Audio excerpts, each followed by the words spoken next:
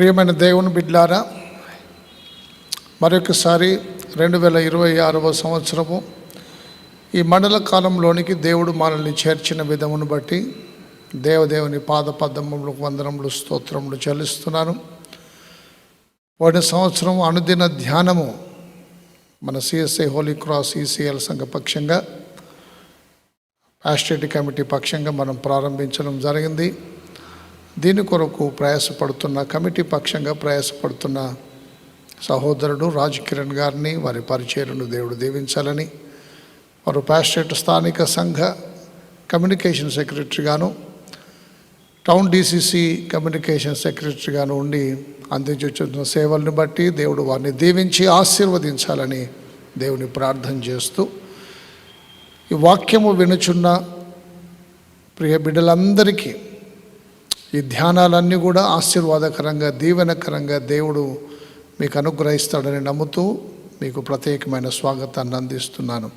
ప్రార్థనతో మనం ఈ దిన ధ్యానాన్ని ప్రారంభిస్తాం. మహోన్నతుడ, ప్రేమగల మా ప్రియ పరలోకపు తండ్రి,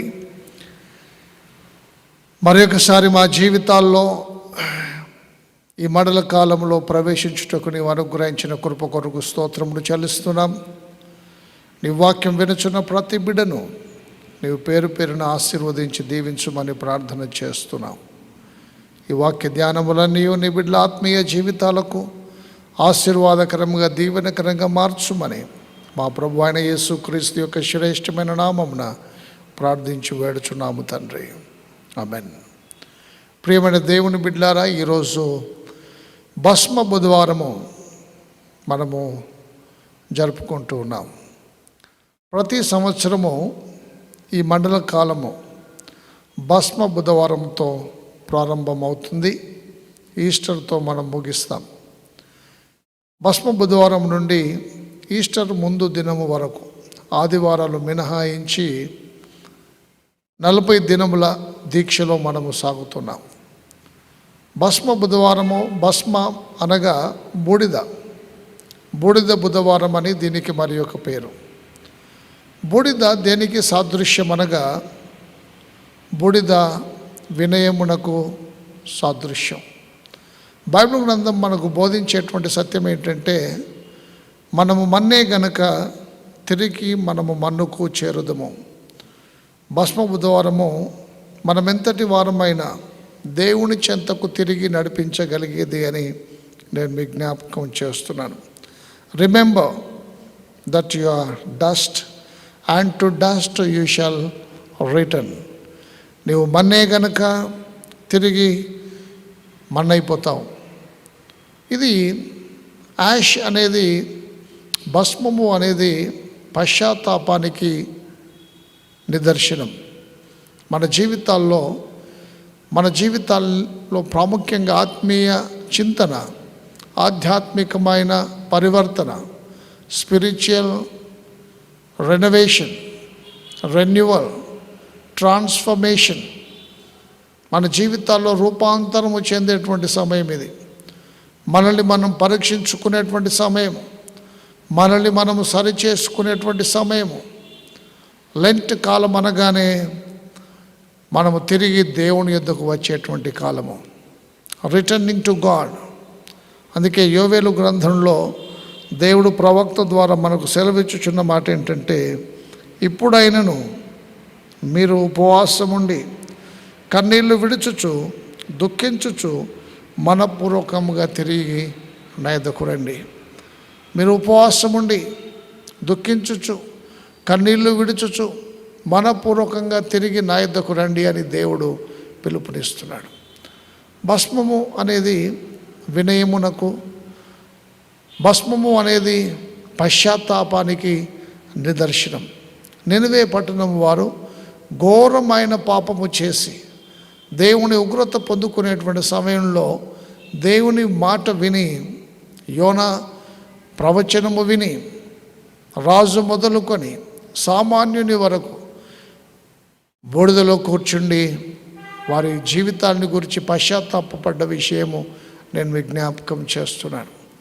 మన జీవితము ఈ మండల కాలంలో పరీక్షించి పశ్చాత్తాపపడి దేవుని యొద్దకు తిరిగి వచ్చేటువంటి సమయం అని నేను మీకు జ్ఞాపకం చేస్తున్నాను. దేవుని ప్రియమైన బిడ్డలారా, నువ్వు మన్నే గనుక తిరిగి మన్న అయిపోతావు. ఇది యాష్ వెనస్డే మనకు బోధించేటువంటి సత్యము.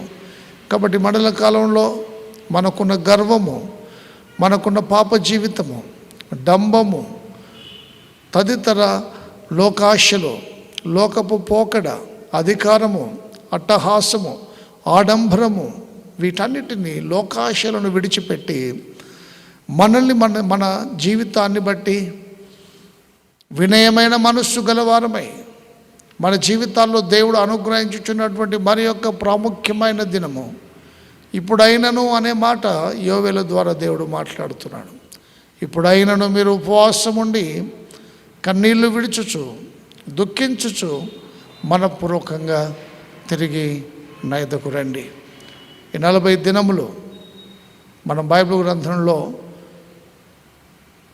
నోవహు కాలములో 40 దినములు 40 రాత్రులు జరిగినటువంటి జల ప్రళయము, మోషే సీనాయి కొండ మీద 40 దినములు దేవునితో మాట్లాడినటువంటి సందర్భం, ఇశ్రాయేలీయులు వారు ప్రయాణము చేసిన సంవత్సరంలో 40 దినములు, యేసుక్రీస్తు ప్రభు 40 దినములు అరణ్యములో అపవాది చేత శోధించబడి శోధనలు గెలిచినటువంటి 40 దినములు మనము జ్ఞాపకం చేసుకునిచున్నాం.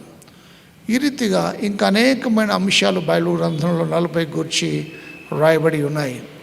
ఈ 40 దినములు దేవునికి మనము సమీపంగా జీవించేటువంటి సమయం.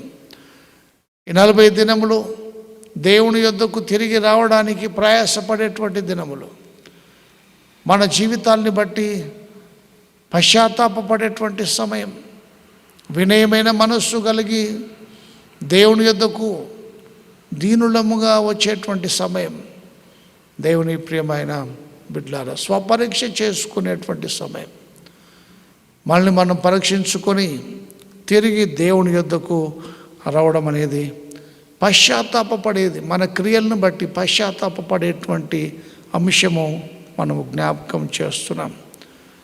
Ashes symbolises humility before God. ఈ భస్మము అనేది దేవుని ముందు వినయమైన వారుగా ఉండేటువంటిది మనకు నేర్పిస్తుంది. నువ్వు గర్వపడుతున్నావా, అతిశయపడుతున్నావా? డబ్బును బట్టి, హోదాను బట్టి, ఉద్యోగమును బట్టి, అందమును బట్టి, బలగమును బట్టి, ఆస్తిపాస్తుల్ని బట్టి నువ్వు ఉప్పొంగిపోతున్నావా? అయితే తిరిగి దేవుని యొద్దకు రండి. ఎందుకంటే ఈ లోకంలో ఏది శాశ్వతము కాదు.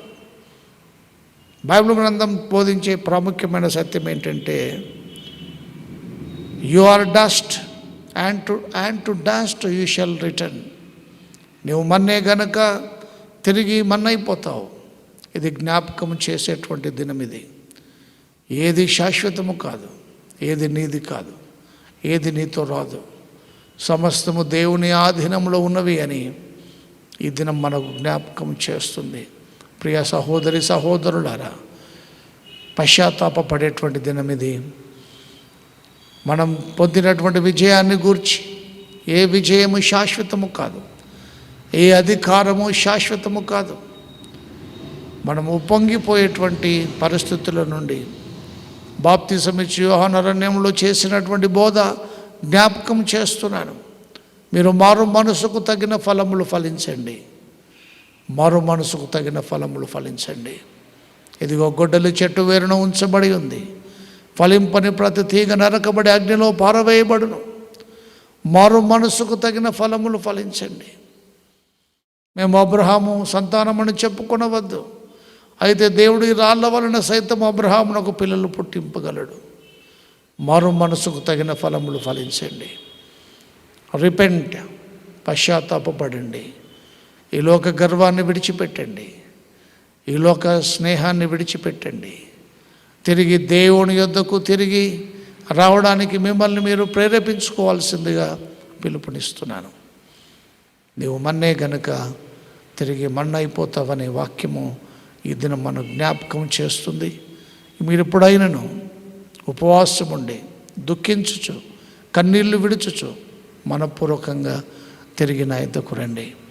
ఆయన యొద్దకు తిరిగి వచ్చి ఆయన్ని కలుసుకొని సమాధానపడి ఆయన ఆశీస్సులు దీవెనలు పొందుటకు దేవుడు తన కృపా ఆశీస్సులు మనకు అనుగ్రహించును గాక. ప్రార్థన చేస్తాం. మా మంచి కాపరి, మా ప్రియ పరలోకపు తండ్రి, దేని విషయం గర్వపడకుండా లోక జీవితాన్ని మా తండ్రి విడిచిపెట్టి తిరిగి నీ యొద్దకు వచ్చుటకు మమ్మల్ని ప్రేరేపించి బలపరచుమని యేసు నామమున ప్రార్థించి వేడుచున్నాము తండ్రి. ఆమెన్.